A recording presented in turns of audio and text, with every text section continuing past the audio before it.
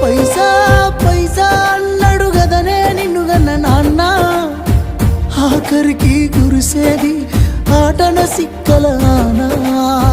పరుగు పరుగు అంటూ తీస్తిరి గదనే పరుగు, పానం పోయినంక మోగేదే డప్పుల దరువు. ఉండదనికే హాని పిల్ల పాపాలతోని, హాయిగా బతుకేను వందేళ్ళు.